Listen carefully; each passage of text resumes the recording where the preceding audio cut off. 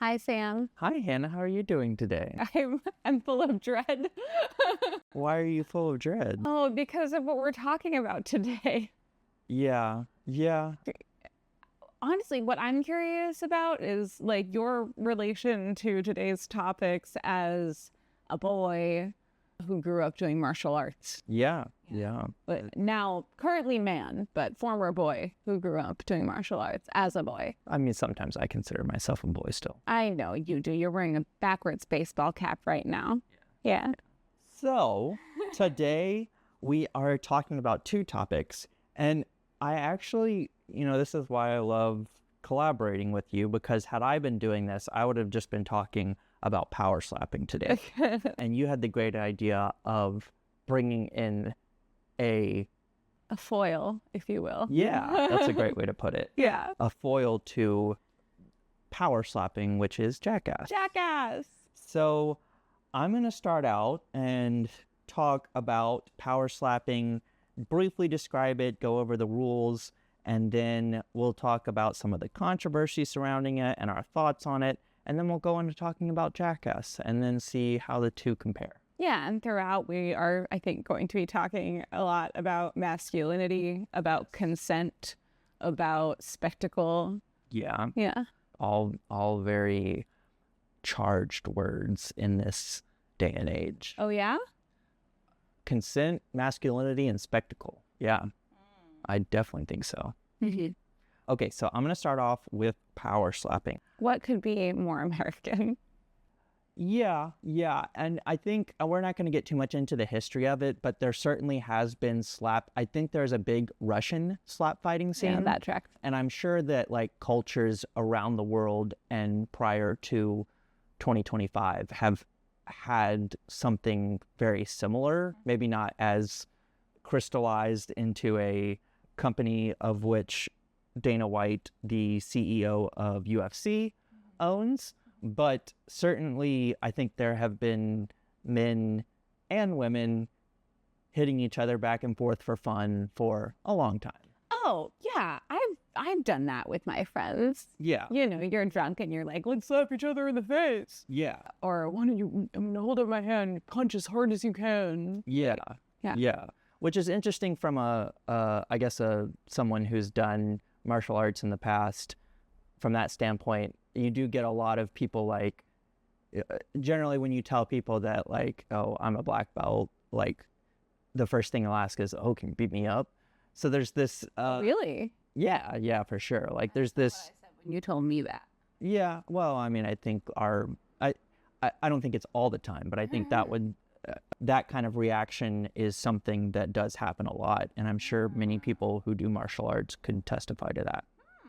I think it's meant jokingly, obviously, but it is often a reaction that I get more so from guys. I feel like humor is maybe a way to diffuse discomfort a lot of the time, and maybe the reason why that is a functional joke is that they know that you could beat them up, and maybe that's not very comfortable. Yeah, and I think there's also this element of, oh, you think you're better than me because you're a black belt. Which is another reason why I think unless you're like an actual paid professional fighter who does this for a living, if you just casually do martial arts on the side or as a hobby, you're probably not going around offering that information to people. Yeah, I don't think that you think you're better than me because you're a black belt. I think you think you're better than me because you're an environmentalist.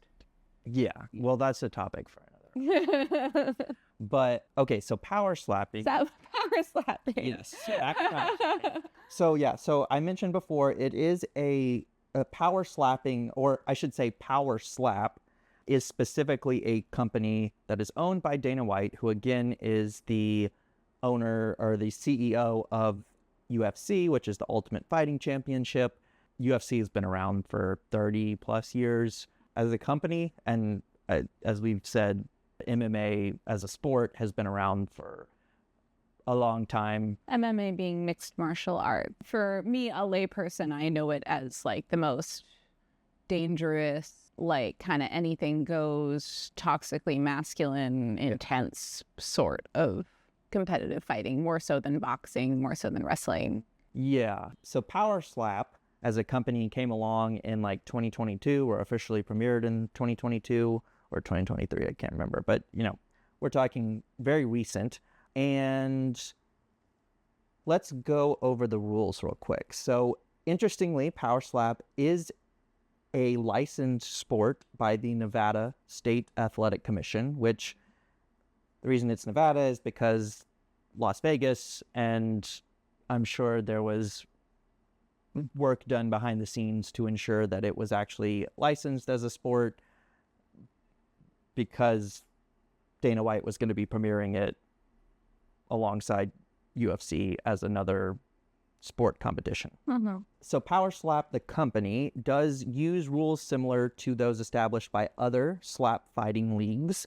There are other slap fighting leagues? Yeah. So like I mentioned before, like there are, I don't know about American, I'm sure there are other. Oh, right, like in Russia and stuff. Okay. Yeah, like in other countries, I'm sure it is. Power Slap is the largest, I think, worldwide. And it is largely because of Dana White's influence on it as as a leading character in it.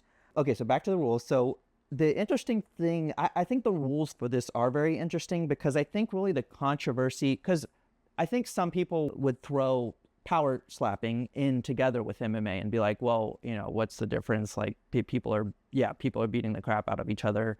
Why does that make power slapping any worse than MMA? To briefly explain or to briefly tell you my biases, as far as MMA goes, I think I do respect it as a sport, as a legitimate sport. There is certainly a lot of technique involved in it and skill. Yeah, see, that's what my instinctive answer to that question, what's the difference, would be. Is it like, well, one requires strategy and skill and like decision making, and the other is just brute force distilled. I am going to push back on you a little bit there because I think, as the rules will show, there is strategy and skill and technique that all goes into power slapping. But I think it is the specific structure of power slapping that makes it something different from MMA. I am so curious about what kind of strategy goes into power slapping. Well, as a established sport, there are going to be people training for it. So obviously you're trying to maximize within the limits, within the constraints of the rules, you're trying to maximize the amount of force that you can deliver in a open-handed palm slap to someone's face. And there are rules about where you can hit. Specifically for power slap, it must be below the eye, but above the chin. And you can't lead with the palm. So you have an open palm, but you can't lead with the palm, like to where the butt of your palm is hitting them, such that it would be like more bone than a full open hand. Yeah. So there are constraints on how the slap is delivered. For the person on the receiving side, there are constraints. And this is where I think I would say it, to me, becomes spectacle. And it becomes reality TV. And there is the show, which we'll talk about more. Like, this is like an official competition, just like UFC is. But also, just like UFC, this is they kind of make a reality TV show out of it. So for those being slapped, they may not flinch, raise their shoulder, or tuck their chins. So let's just pause on that for a second. So basically, you are not allowed to take any defensive measure. And I think that is the point where we're separating ourselves from MMA, because in MMA, part of the technical aspect of it is knowing how to defend yourself properly.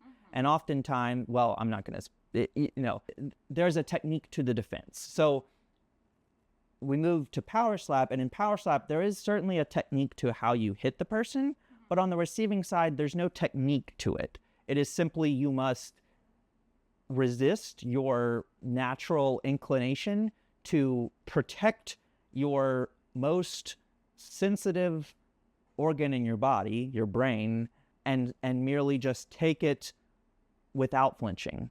And this is where even like other people in martial arts sports, boxing, even people in the UFC have called out power slapping as being kind of stupid, because there obviously is serious concussive forces that are taken, and that's not unique to power slapping, but to take it in a way that you aren't allowed to defend yourself from it in any given way.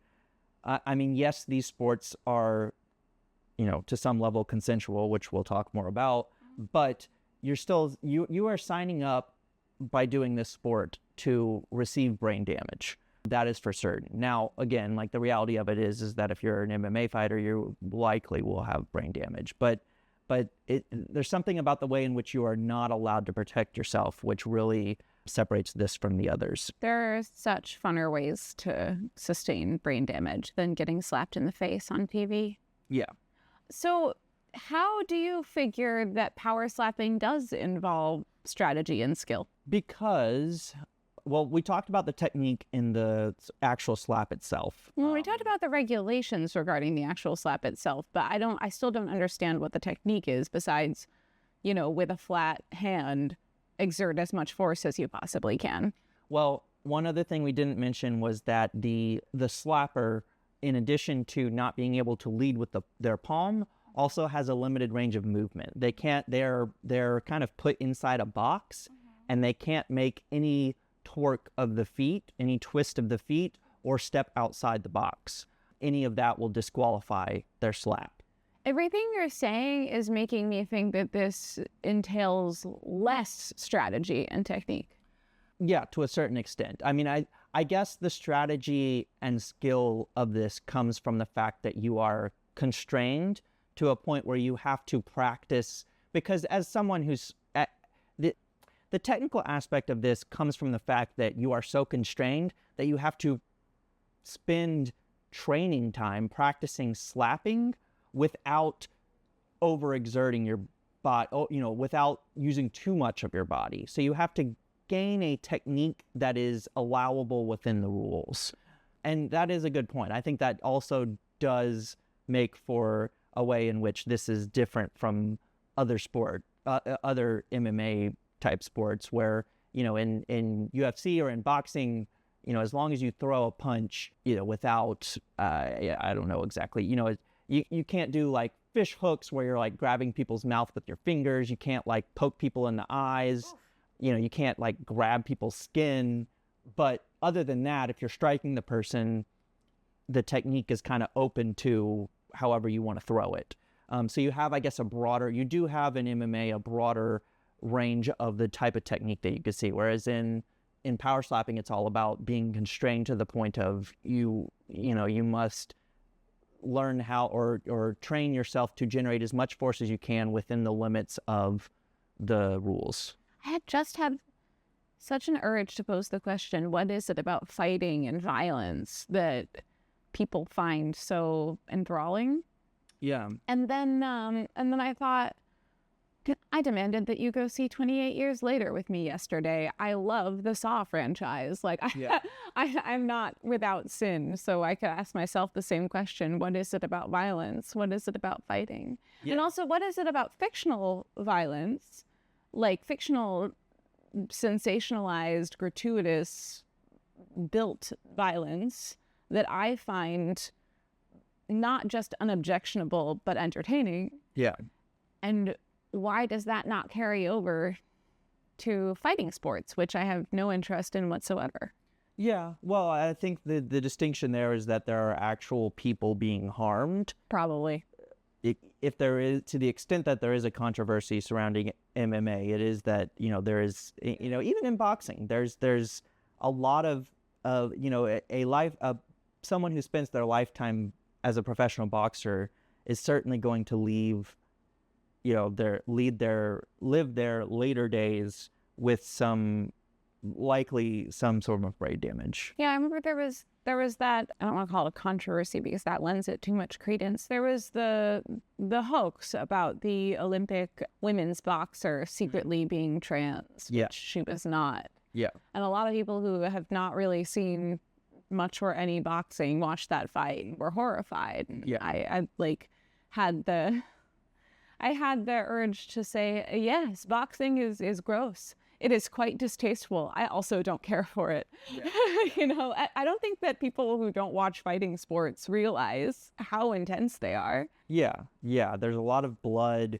There is a lot of deformed faces. I didn't show you specifically before we started this, but there are some pretty nasty faces where people get slapped, they stand back up, and their whole half of their face is just like ballooned, and now they're gonna take another slap. Oh no, I don't like it. I don't like it, Sam. Yeah. And I think, the spectacle word that you used, I think is a really good point. It's giving Hunger Games.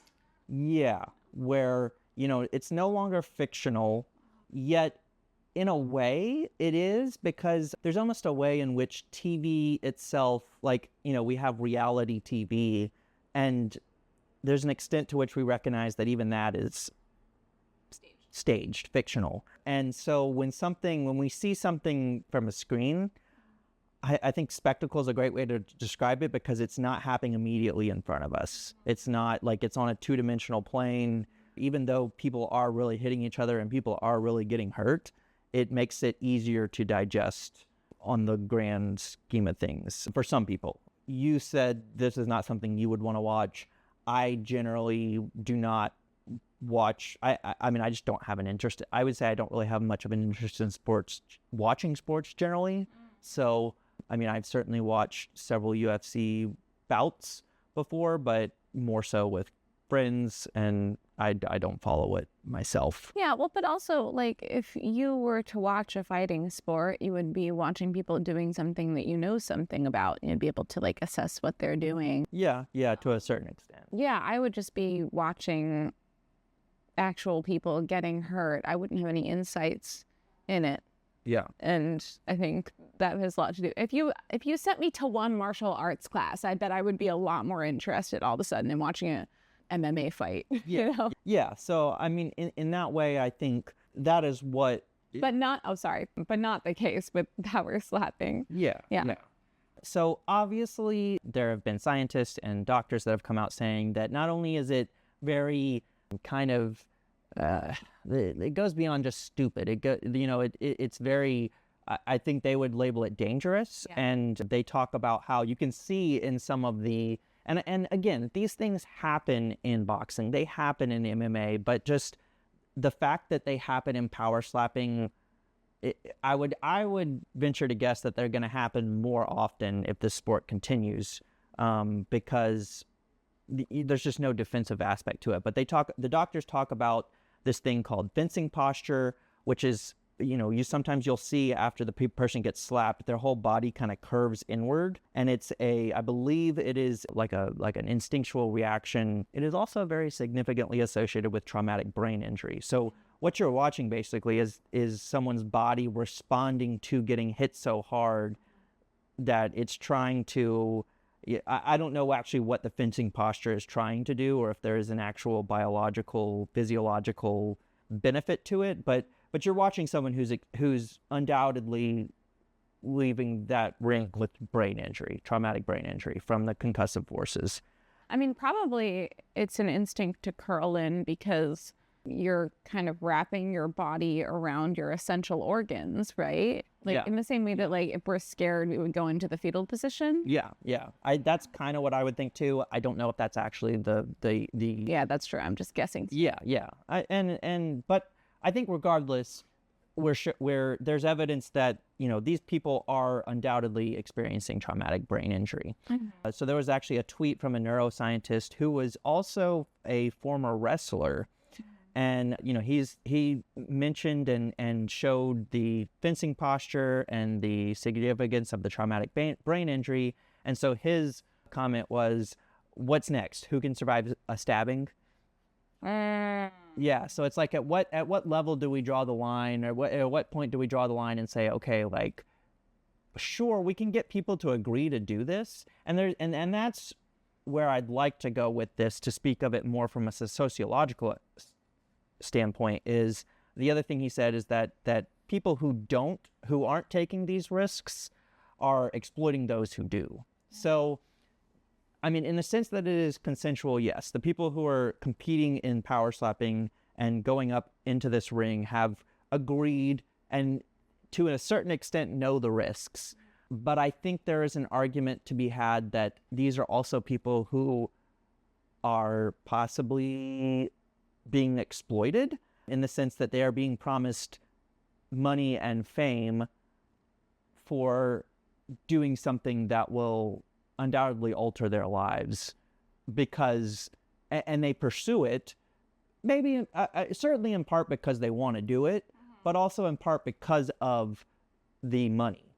I imagine, and I don't know the statistics behind it, but I imagine that there are not many people who are making a quote unquote decent wage or decent living who are going into this. Yeah, that's what about it feels different from something like a hot dog eating contest.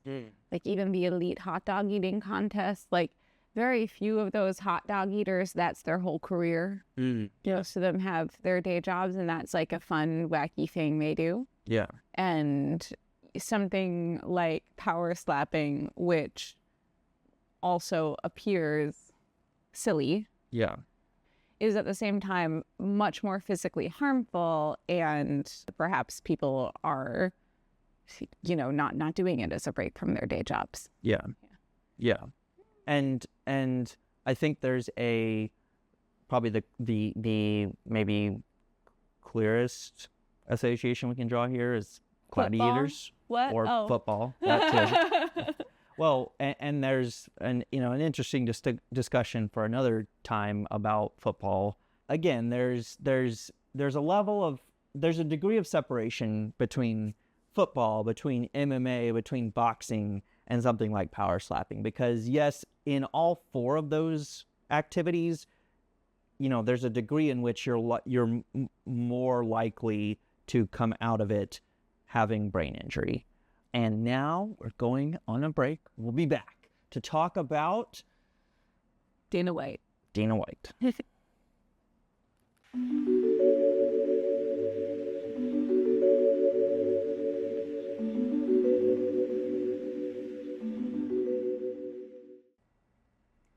And we are back. I want to finish talking about the last section.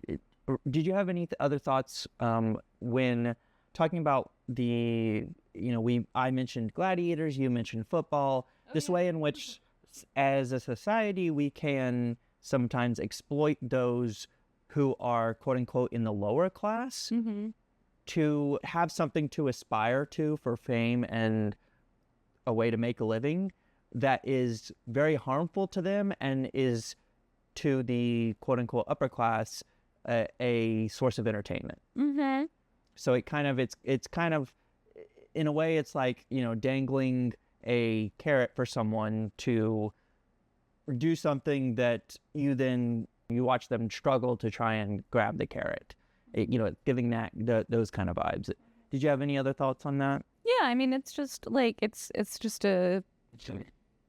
a Marxist thing, right? If you have to sell your labor to survive, then you are in many, if not most cases, selling your body, selling the use of your body, whether that be manual labor, factory labor, sex work, pro sports. I mean, hell, an example comes to mind of like ballet dancers and ballet companies advocating to learn different tracks in the different ballets. So you're not just doing the same choreography day after day after day, which breaks down your body a lot more quickly than if you're doing different choreography on different days, but costs the company more money because you have to teach the same dancers different tracks. Yeah. So, and this is a concept that we see satirized in stories like Squid Game, Hunger Games, Battle Royale, because it's what it actually is a matter of degree. To what degree are we breaking people's bodies at the altar of capitalism at the altar of growth? And to what degree do the people entering into that transaction have agency in it? Yeah. To what degree do they have other options? No more is it more prevalent than in power slapping, I would venture to say. It's a really great distillation. Yeah. Yeah. Yeah. So the last thing we want to talk about is a interesting event that happened before the premiere of the first season of Power Slap Road to the Title, which was kind of, as I mentioned before, this reality series that they made to go alongside the actual Power Slap competition, much like they do with UFC. But so and I'm not going to give exact dates here because you can go on Wikipedia and look it up. But effectively, the show was supposed to premiere like the first week of January of 2022 or 2023. On New Year's Eve of the week before the premiere, a video came out where Dana White, the CEO and owner of Power Slap, was caught slapping his wife. And because of that controversy, the show ended up getting delayed a full week. No. Let's unpack that. There's a lot to unpack here. Yeah, but like, can I just tell you my knee-jerk reaction? Yeah. My knee-jerk reaction is, power slapping, it seems to me a very like male-dominated, masculine-coded activity, because women would be less likely to elect to do something like that for fun because the threat of violence looms larger in our everyday lives. Yeah. And to be clear, there is a women power slap division. Yeah. To me, whether or not Dana White slapped his wife. Didn't you just say that it was on video? Oh, no. Yeah. What I mean to say is not whether he had or hadn't slapped his wife. I still think this sport would be deserving of the controversy that it has garnered. Mm-hmm. I think this event where he slapped his wife and it was caught on camera is just kind of emblematic of the problems that surround this type of sport. I'll go on to say now that I am not a big fan of MMA. I find that MMA brings a lot of hostility in competition. You know, it's funny. One of the best examples of like a martial arts fight that and of course, you know, I'm referring to both real and fictional. But one of the best portrayals of it that has stuck within my head for the past 25 years of my life is one of the very first episodes of Power Rangers. And in it, Jason, the Red Ranger, and like Tommy, the Green Ranger, future like Power Rangers together, but at the time like didn't know each other, are sparring with each other. And in like a karate class or something? In like a karate class. And they're both showing off incredible skill, which I think all UFC fighters do. But then at the end of it, there's just there was so much respect, so much like recognition of the other person's abilities and skills. And I'm sure some people are going to listen to this and say, well, yeah, it's Power Rangers, it's a kid's show. They're not going to have them like beating each other until they're bloody. I get that. And also, I know that in UFC, you know, there's a lot of often drama stirred up before matches, and then afterwards, the competitors generally are somewhat like they tend to recognize the skills of the other person, and they're to a certain extent respectful.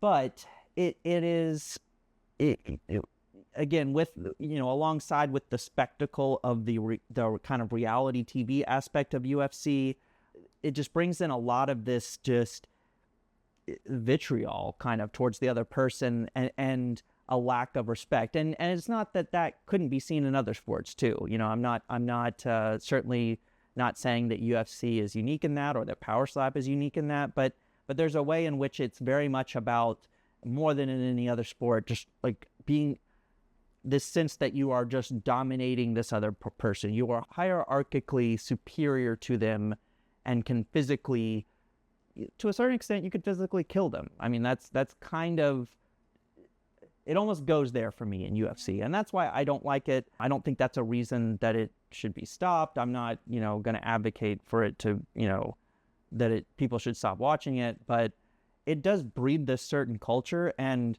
alongside with this example of Dana White slapping his wife, which, I was going to say, to be fair to Dana White, I don't... Let's not be fair to Dana White. Yeah, I don't think we need to be fair to Dana White. No, I would love to be very unfair to him. Yeah. I don't think that people should be slapping their wives, and I'll go on the record as saying that. Yes, for sure. Dana White also said that what he did was horrible and that there's no excuse for it and that he deserves all the crap that gets thrown at him for that. All right, good. Let's throw some literal crap at him. Yeah. I don't like that man. Yeah. But I think the point here is that it's not about Dana White being the person he is and corrupting this sport. I think it's about, it's a more of a broader issue with these types of behaviors that draws out this hatred, this cruelty, this vitriol, this othering of people. I'm going to throw in, while we're talking about this, the definition of toxic masculinity. Yeah. Toxic masculinity in gender studies refers to not the idea that masculinity is toxic in and of itself. That's a very common misconception, but a type of masculinity that is defined by violence or the threat of violence. So the idea is that if a presentation of masculinity or a masculine identity is rooted in the concept of like being able to do violence to other people, that's what toxic masculinity is. Yeah. And like, I just wanted to throw that explanation in because I think we're going to be tossing that phrase around a lot during this conversation. Yeah. I also had a thought while I was listening to you talk. I was remembering when I was in like middle school and high school, and I just had no interest in sports, and I did a lot of theater. Mm-hmm. And I remember like articulating when I was a teenager, like, I like the idea of cooperation, of collaboration, and of like striving for something great with a team of other people. But there was something that seemed ugly to me about doing that with the end goal of beating another team of people, as opposed to the end goal of just creating a piece of art that was as good as it can be. And like, I remember, I'm not that, dogmatic about it anymore.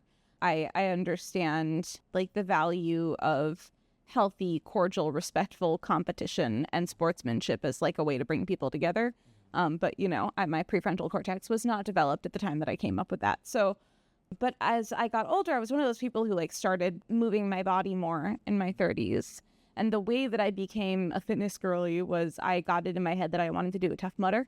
And I love to tell people about Tough Mudders. I'm like the biggest Tough Mudder evangelist. Tough Mudders, for anyone who doesn't know, they're an obstacle course, a very messy obstacle course, lots and lots of mud. And you're supposed to, in doing these obstacles, they're supposed to present you with common fears, like fear of heights, fear of enclosed spaces, fear of extreme cold. What else?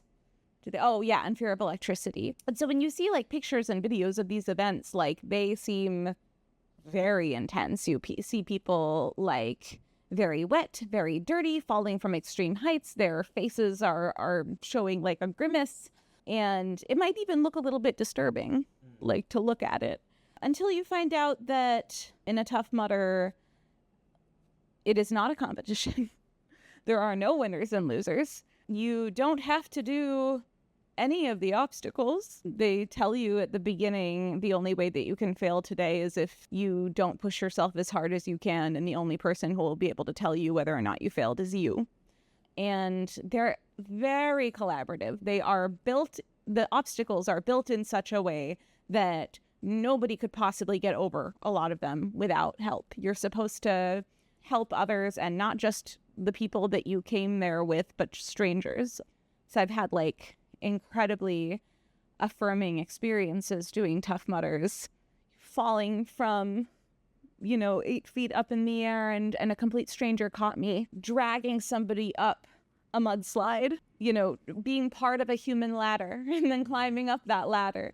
And it's interesting because it's confrontational and it's messy and it's ridiculous and it's intense and you get hurt. Like, after the first one that I did, my friends and I sent pictures of like what our legs looked like, our bruises and scrapes and stuff. But it's not competitive and it's not confrontational at all. Yeah. And I think like when I started getting into it, when I started like getting that feeling of, competing against my own prior physical capabilities or competing against my own like mental limits and cooperating with others to do things that I thought maybe I couldn't do, feeling that adrenaline pumping, feeling that shaking in my hands and like pushing through the fear, I was like, wow, I'm feeling masculine in a way that I never have before. Yeah. I get it. I want to get really muddy and jump out of that tree. Yeah. Yeah. Yeah. I can't wait to do one. And yeah. even more so, I can't wait to do one with you. Oh, yeah. It'll be very different from when we're at the beach and it takes me 10 minutes to get into the water. Yeah. We will be jumping into ice water. Yeah. Which, as I've told you, is the best way to do it. Yeah, you're right. I think, like, I associate political conservatism with a dogmatic belief in strict gender differences. Yes. And a dogmatic belief in natural hierarchies. Yeah. And like if you really believe in natural hierarchies and essentialist gender differences, yeah, I think a fixation on violence and the threat of violence naturally follows that. Yeah. Because it's proving what you already believe lies at the kind of the foundation of society. Yeah. And so it makes sense to me that it follows to like build spectacles and entertainment that are about violent competition and watching people get hurt. And I think that's a great segue into talking about Jackass. Jackass. Do you want to take a break and get some coffee? Okay. Part 3, Jackass. Part 3, Jackass. Coming to an earbud near you soon.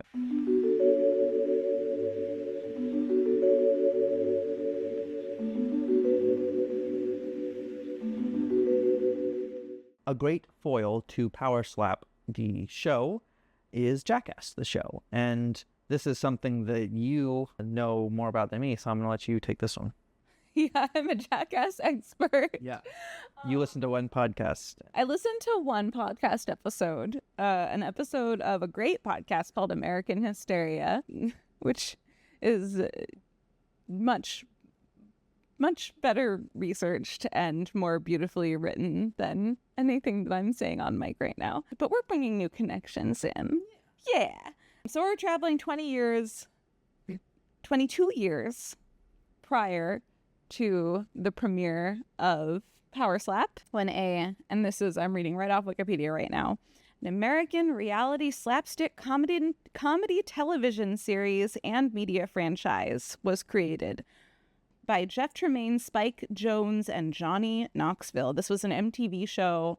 If you are a millennial, you probably recall it from your youth, even if you weren't a fan. I certainly wasn't a fan. I found it so distasteful. And I lumped it in my head with this culture of crudeness and violence and messiness and confrontation that I didn't like. Not unfairly, but basically Jackass was comedians, entertainers, pro skateboarders. That was a big part of it. It came out of the pro skateboarding scene, doing physical stunts for comedic purposes. So we just watched a few clips before we started recording. My favorite was the duck hunting one. Yeah. You want me to describe it? Yeah, you describe it. Okay. So in the duck hunting, if you have not seen this, there are several men sitting in a boat with paintball guns. And they've got their hunting hats. They got their hunting hats, their hunting gear, their camo. They are ready to go. And they are waiting for 2 men to jump off a bucket truck, it looks like, into onto one of those inflatable, I don't even know what you would call it. It basically it's like a giant ass air mattress that is not all the way inflated. Yeah, or like a giant bean bag, and like the two men jump off the bucket truck, land on one end, and there is subsequently another man on the other end dressed up like a duck, and he goes flying into the air, and the men in the boat mercilessly shoot him with paintball guns and try to get many welts on him as they can before he lands in the water. And everyone is quacking. Yes. It's silly. It's violent. It is notably not fighting. And I think like the biggest difference that comes to mind between Jackass and power slapping is the creativity involved in one and not the other. That they're both using harm to the human body as entertainment and spectacle. One is doing it in a way where the people who are undergoing the physical harm are the people who are coming up with the stunts that they're performing that are as much comedy bits as they are physical stunts. And they are harming themselves and each other. Yeah. Whereas you see something like power slapping, the participants who are undergoing the physical harm, they didn't come up with the idea. Yeah. And there's an aesthetic of structure and rules that are enforced by the institution. Whereas Jackass is like chaos coming from the cast who invented this show themselves. For that reason, it just doesn't leave as bad of a taste in my mouth. Yeah. And there's no one who's not getting their fair share of the violence. Oh, yeah. No, most of the time with a Jackass stunt, the person who came up with it is the person who then does it. So what kind of Jackass stunts are there? Was the duck hunting one that we just talked about. There are like gross out ones where like, you know, they eat gross stuff. Yeah. There are ones involving fire and aerosol cans. A lot of them are skateboarding based, and then they pull pranks on each other. Something noteworthy to me about Jackass is, okay, two noteworthy things about Jackass. The first, this is a cast of all white men, and it's coming out of this Gen X skateboarding culture, and it's presenting this aesthetic of like chaos and gleeful nihilism. And I think that's political, or at least it exists within a political context. And I see it as separate and apart from toxic masculinity conservatism. This was definitely not a show. I mean, to be fair, MMA wasn't something that we watched growing up. It wasn't something that my parents watched. But this, there's a sense in which I would argue that something like this would be more crude and less likely to appeal to someone with a conservative background such as mine than something like MMA. Oh, that's so interesting. Yeah, it's interesting. But when I think of like leftist sensibilities and leftist aesthetics now in 2025, I do not think of something like Jackass or a comedian like Lenny Bruce or George Carlin. I don't think of performance art that's really irreverent and intense and inappropriate for children. But historically, like, that kind of performance art has been a force for progressive politics. And I think in the fact that the cast of Jackass is, you know, all white men, that it's coming out of Gen X skater culture, the concept that Chelsea Weber-Smith introduced in their episode about Jackass on American Hysteria, one of many great concepts that they introduced, was the idea that, like, you know, the next generation of white men coming after the civil rights movement, coming after second wave feminism, they might not know what to do with themselves or what to do with their white privilege or their male privilege. And so there's this I'm going to take this punishment to my body in an entertaining spectacle for people to enjoy because nothing matters. And isn't that hilarious and delightful? Yeah.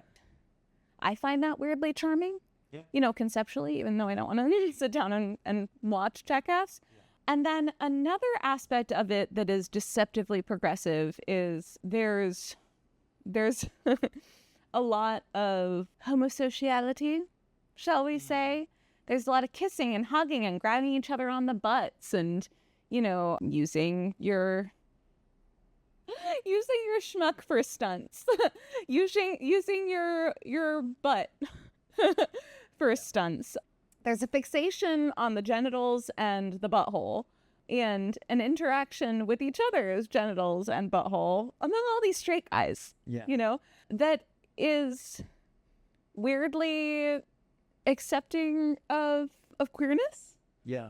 John Waters is a big fan of Jackass. Yeah. John Waters is somebody who I would also lump with those other performance artists I listed off earlier who do like really irreverent in your face stuff, and it's more pushing a progressive social message.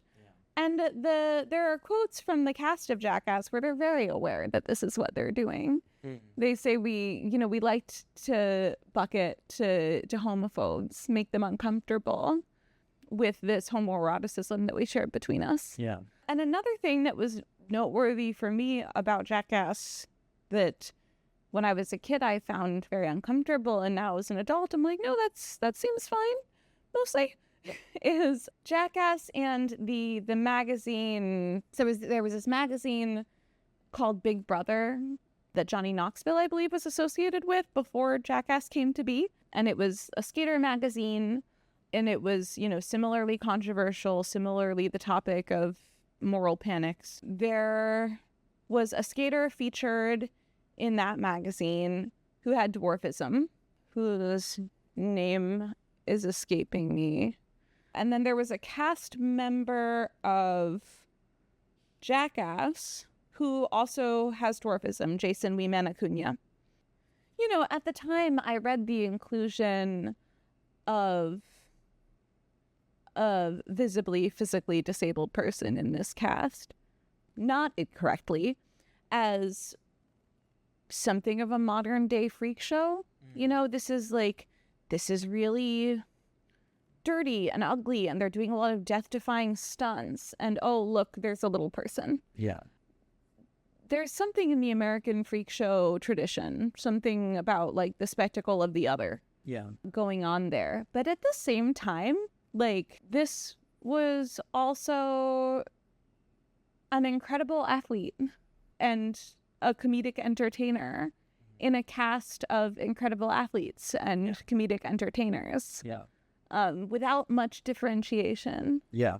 And I feel like you can draw the line from the inclusion of Jason Weeman Acuna on Jackass to the inclusion of, I believe, 2 members of the Harlem Globetrotters who have dwarfism. If you go see a Harlem Globetrotters game, their dwarfism is not commented upon. I think they'd like bring out the trampolines more for those guys. Yeah. But no, that's about it. And it's funny because the Harlem Globetrotters are very vaudevillian, like physical comedy sketches. Yeah. And they don't, the height, the disability of these athletes is not part of the comedy show. Yeah. And likewise with Jackass, like, obviously his moniker was Wee Man, but like, he was just one of the dudes. Like, he was planning stunts, he was participating in stunts, he was pranking his friends. Yeah.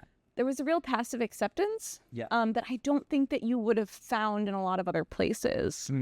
Yeah, I mean, I think you kind of got to the point of why we're doing this episode particularly, is that we're juxtaposing Power Slap and Jackass, and I think the difference between the two after our discussion here is really the egalitarianism of Jackass.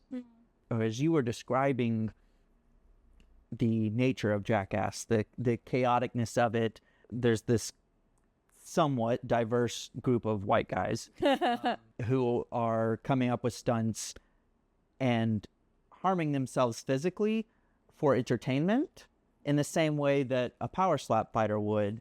But in the power slap competition, Dana White isn't competing. And I think that speaks to a major difference between the two, and a way in which I don't know if we can tease out now or if, but like a representation of two different kinds of masculinity. Yeah. There are infinite kinds of masculinity, and we're just talking about these two right now. Yeah. Yeah. Yeah. Mm-hmm. And I think there's also the Mr. Rogers masculinity. There's the strong stoic father masculinity. There's a lot. And I think that, if we're talking about how we live in a society together, how we love in a society together, there's a way in which Jackass, as a form of entertainment involving physical harm, does a better job at utilizing masculinity to showcase its entertainment that, in a similar way, Power Slap does not. And I think, there's something inherently anti-hierarchical about gleeful nihilism. If nothing matters, then how can ingrained hierarchies possibly matter? Yeah. If nothing matters, then how can we possibly be attached to what we see as natural hierarchies and the need to enforce them? Yeah. And in that sense, I feel like this kind of goofy nihilism that Jackass embodies is a sort of egalitarian ideology. And I feel like that's where the simultaneous acceptance and mockery of queerness is very in line with that kind of ideology or lack of ideology. Yeah. And I find it charming. Yeah. In a way that abstractly. Yeah, in a way that Power Slap does not capture. No. Because even though surface level, it's it's very silly. Yeah, it's silly and its body's in jeopardy in a silly way. And that's really the point, is that on the surface level, these two things seem like they would come from the same types of masculinity. But I think what we've really tried to show here is that they don't. No, they don't. There's an important distinction between them, maybe not like a moral one per se. Other than Dana White, and I'm sure there are other people other than Dana White who participate in Power Slap. I don't think it's necessarily that the people who participate in this show are morally wrong, but it's just as a product of a sociological phenomenon within the social values that it espouses. Are, I would say, problematic in a way that Jackass isn't. Yeah. Weird wholesomeness is, and also I'm gonna add that as a student of comedy, Power Slap has one joke, and it's we're watching somebody get slapped in the face. Yeah. Jackass has infinite jokes, and most of them are about buttholes. Yeah. And on that note, I will say that I think we have found a way to love in society slightly better today. Oh, what's that? I think if I had to distill it into a word or a theme, I think it'd be, if you're going to do physical harm for comedy, make it equal. Yeah. Everyone gets their fair share as long as they're consenting. Yeah. I'm going to say, don't dismiss a freak show. I feel like I'm somebody who has dismissed a lot of freak shows in my day. And a lot of the time I return to them and I go, oh no, there was value in this, but it invoked discomfort in me. Yeah. Because of a way that I prefer not to feel like I am visible. And because of internalized ideas about what taste is, what good art is, that we can always do well to question. Yeah. And if you're gonna put your body in jeopardy for entertainment, then for God's sake, at least be creative about it. Yeah. I enjoyed talking about this with you today, and I think a lot of the things that we discuss here today we will go on to discuss in more episodes. Yeah. But this was the first of our kind of like non-book, non-movie episodes where we just kind of look at something in society and talk about it, and I think it went really well. Yeah, I have so much more fun talking about power slapping and Jackass than I would actually watching power slapping or Jackass. Yeah, I feel that. I feel that. Let's go rock climb. Yeah. Yay!